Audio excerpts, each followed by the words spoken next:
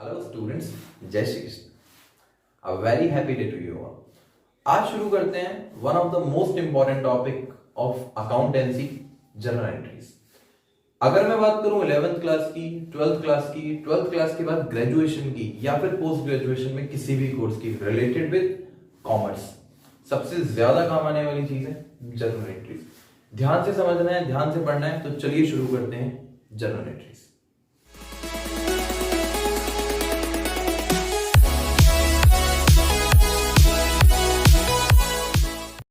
General entry की शुरुआत होती है सबसे पहले किसी भी बिजनेस से।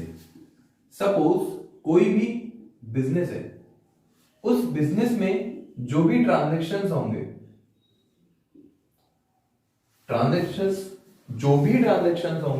उन ट्रांजैक्शंस को रिकॉर्ड किया जाएगा सबसे पहले जर्नल में। रिकॉर्ड किया जाएगा। अच्छा, अब जर्नल एंट्री होती क्या है? सबसे पहले जर्नल में रिकॉर्ड किया जाएगा the basic record of all the transactions. ठीक है, ऑल द फाइनेंशियल ट्रांजैक्शंस। देखिए, अब दो टर्म होते हैं, डेबिट और क्रेडिट। पूरी अकाउंटेंसी केवल इन दो पैरों पर टिकी हुई है, एक डेबिट और एक क्रेडिट। सिंपल सीधा मीनिंग जो हमको केवल समझने के लिए समझना है वो है डेबिट का मतलब आना और क्रेडिट का मतलब जाना।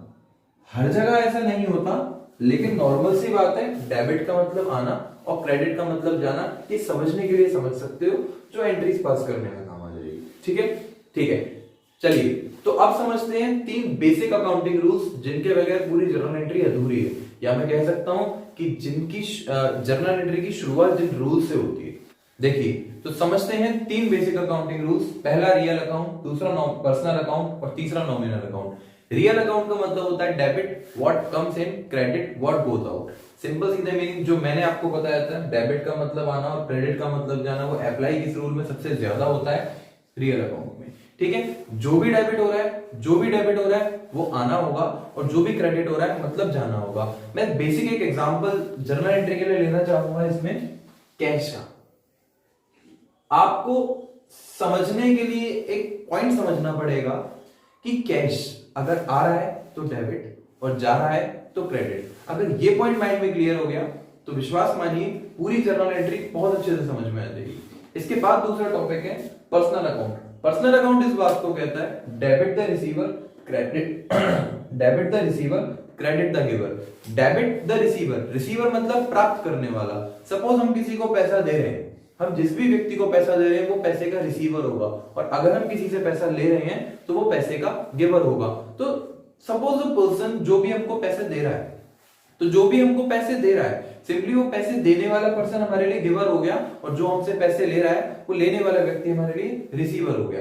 तीसरी बात है नॉमिनल अकाउंट की। नॉमिनल अकाउंट में आते हैं हर तरह के खर्चे और हर तरह की इनकम। अब बात करें डेबिट और क्रेडिट की, तो डेबिट में आएंगे हर तरह के खर्चे, हर तरह के नुकसान, और क्रेडिट में आएंगी हर तरह की इनकम और हर तरह के फायदे। ठीक है, चलिए, तो अब इसके आगे शुरू करते हैं रिकॉर्डिंग ऑफ द ट्रांजैक्शंस।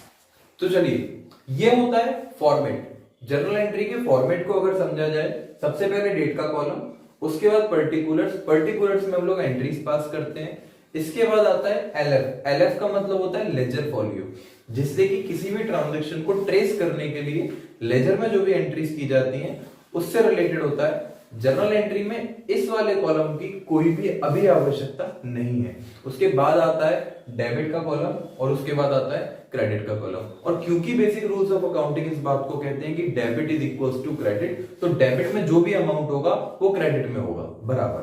ठीक है, अब एक और बात, एंट्री को करते वक्त डेबिट को पहले लिखा जाता है और क्रेडिट को बाद में लिखा जाता है। आप जो भी एंट्री पास करोगे पहले वो चीज लिखोगे जो आ रही है और फिर वो चीज लिखोगे जो जा रही है, या फिर मेरा कहना गलत नहीं है, पहले वो चीज लिखोगे जो डेबिट में है, फिर वो चीज लिखोगे जो क्रेडिट में। ठीक है, चलिए, तो सबसे पहले रूल समझते हैं हम लोग नॉमिनल अकाउंट का।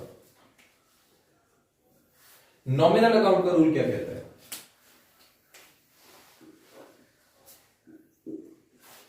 मैंने जैसा कि बताया आपको, नॉमिनल अकाउंट में आते हैं हमारे हर तरह के खर्चे और हर तरह के फायदे, हर तरह की इनकम, हर तरह का लॉस। तो देखिए, पहला पॉइंट है salary paid.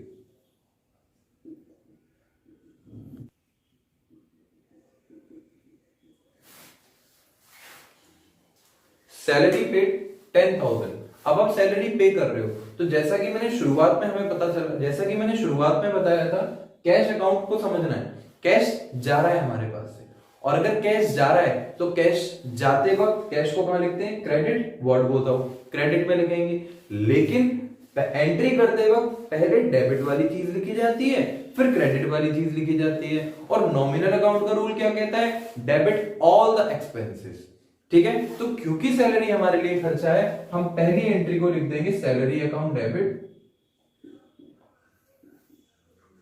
To cash account.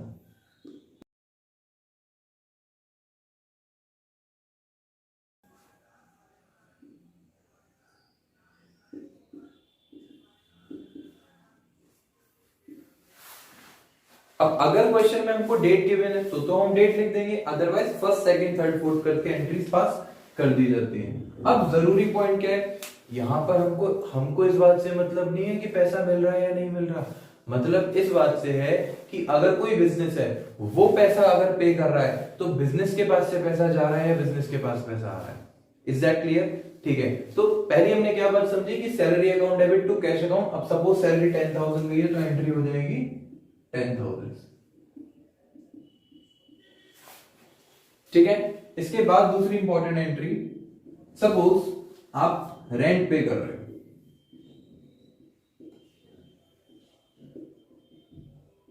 आपने रेंट पे किया है 2,000 रुपीज का। अब अगर आप रेंट पे कर रहे हो 2,000 का, तो रेंट क्या है हमारे लिए? खर्चा। और कैश हमारे पास से जा रहा है, तो अगर कैश हमारे पास से जा रहा है तो क्रेडिट में क्या लिखोगे? Cash account. और डेबिट में rent account. Entry will be rent account debit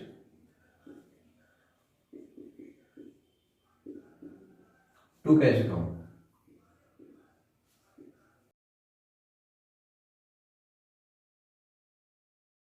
being rent paid. बात समझिएगा, इंपॉर्टेंट। सबसे पहले जरूरी है नरेशन लिखना, और हर नरेशन के नीचे एक लाइन खींचनी आवश्यक होती है। The most important thing in the journal entry formatting का पार्ट होता है कि नरेशन लिखने के बाद में आपको नीचे एक लाइन ड्रॉ करनी है। और रेंट अकाउंट, जैसे कि रेंट हमारा पे है 2,000 का, तो 2,000 का। इसके बाद में सपोज मैं आपके लिए थर्ड एंट्री लेता हूं, ये आपकी इनकम है।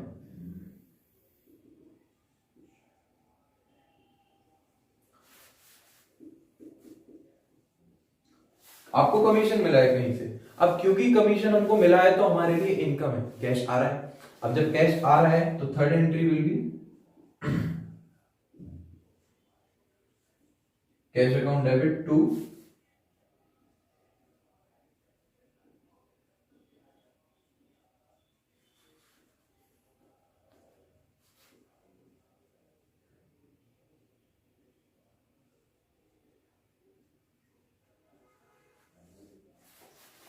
Cash account debit to commission account. 4,000 का अमाउंट है तो 4,000 डेबिट में और 4,000 क्रेडिट में।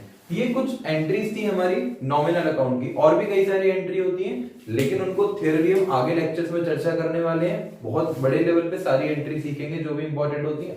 अभी केवल हमको समझने के लिए ये एंट्री सफिशिएंट है। चलिए, तो अब हम बात करेंगे दूसरा अकाउंट, पर्सनल अकाउंट।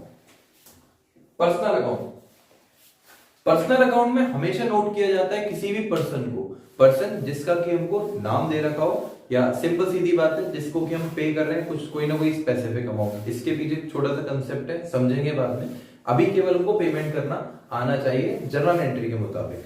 समझिएगा, सपोज पहला है paid cash to Ram ₹10,000। Ram ji को कैश पे किया जा रहा है 10,000 रुपीज का। अब अगर आप राम को कैश पे कर रहे हो 10,000 रुपए का, तो हमारे पास से तो पैसा जा रहा है। पर अगर हमारे पास से पैसा जा रहा है, पैसा जा कहां रहा है? राम जी के पास में। तो राम जी कौन हुए हमारे लिए? रिसीवर। और रिसीवर को क्या किया जाता है? डेबिट। Is that clear? अब अगर रिसीवर को डेबिट किया जाता है तो एंट्री क्या हो जाएगी? Ram debit to cash account 10,000 10,000।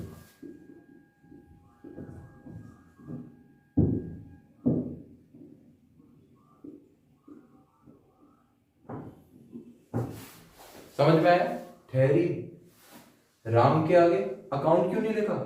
क्योंकि कभी भी नाम के आगे डायरेक्ट अकाउंट नहीं आता। अगर हमको नाम के आगे अकाउंट लिखना है तो या तो अपोस्ट्रोफी एस लिखकर अकाउंट लिखोगे, नहीं तो सिंपल सीधी बात है, इग्नोर भी कर सकते हो, कॉमा एस हटाया, अकाउंट भी हटाया। Is that clear? चलिए अब सपोज सेकंड पॉइंट है, कैश रिसीव कर रहे हैं किसी भी पर्सन से,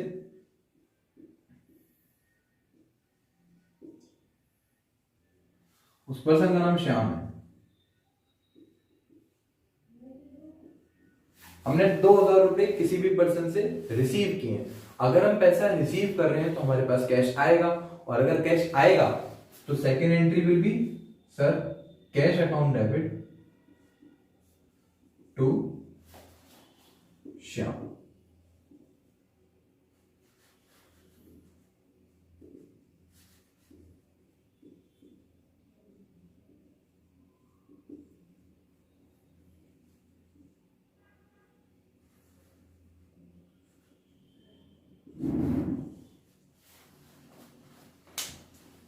cash account debit to Shyam. अब क्योंकि हमको पैसा श्याम से मिल रहा है तो श्याम कौन हो गया? गिवर, और गिवर वाले को हमेशा क्रेडिट में लिखा जाता है, रूल कहता है क्रेडिट द गिवर, और डेबिट में क्या लिखोगे? वही जो आ रहा है, अपना सपना मनी में। Cash account debit to Shyam, simply 2000 will be written over here. Okay, चलिए यहां तक की बात समझ में आई। इसके बाद समझते हैं अगले अकाउंट का concept, most important, real account. चलिए third, last but not the least, the most important, real account. अब रियल अकाउंट में क्योंकि हमारी एसेट्स नॉर्मली आती हैं और भी कुछ चीजें आती हैं, अभी केवल ये समझना है एसेट्स से रिलेटेड बात समझिए। सपोज हम कुछ खरीद रहे हैं, फर्नीचर खरीदा हमने, फर्नीचर परचेज फॉर ₹20,000। अब क्योंकि हमने 20,000 का फर्नीचर खरीदा है तो डेबिट व्हाट कम्स इन और क्रेडिट व्हाट गोज आउट। हमारे पास आ क्या रहा है? फर्नीचर, जा क्या रहा है? कैश। एंट्री क्या होगी? Furniture account debit to cash account. Entry will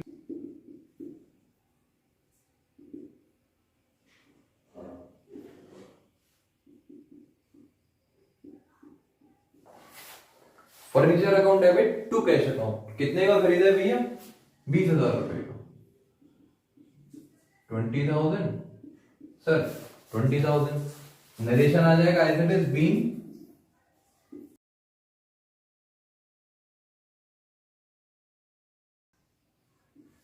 furniture purchase. चलिए सेकेंड एंट्री हमसे कहती है bot machinery for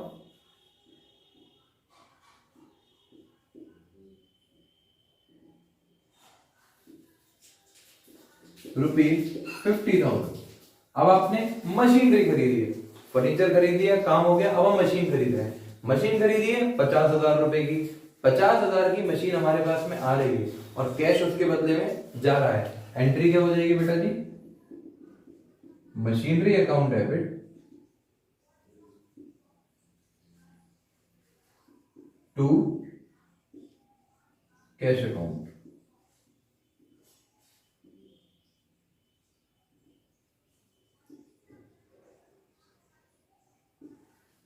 being machinery purchase 50,000 50,000। चलिए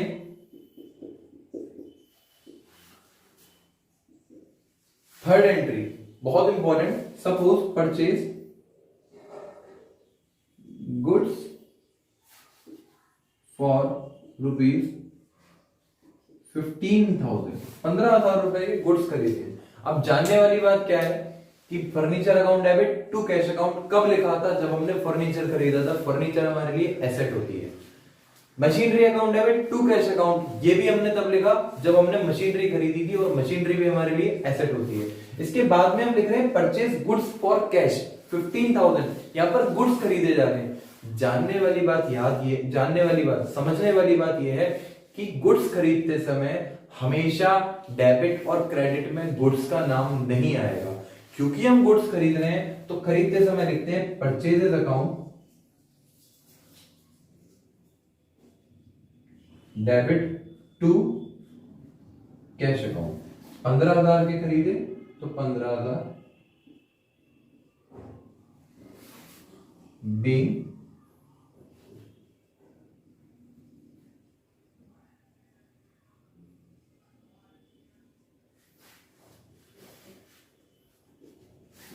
चलिए बीइंग गुड्स परचेज, गुड्स का मतलब माल, मैं खरीदने और बेचने वाले माल की बात कर रहा हूं स्पेशली।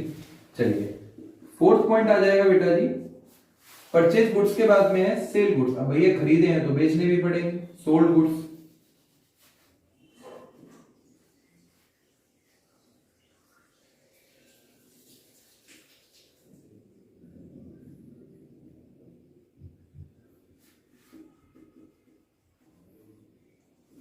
Sold goods for ₹25,000। अब अगर 25,000 में हम गुड्स को बेच रहे हैं तो बेचने के बदले में हमारे पास क्या आएगा, कैश। अब कैश अगर हमारे पास आ रहा है तो कैश अकाउंट डेबिट, और जा क्या रहा है, गुड्स। लेकिन गुड्स जाते हैं तो कभी भी गुड्स का नाम नहीं लिखते, बेचते समय हम सेल्स लिखेंगे।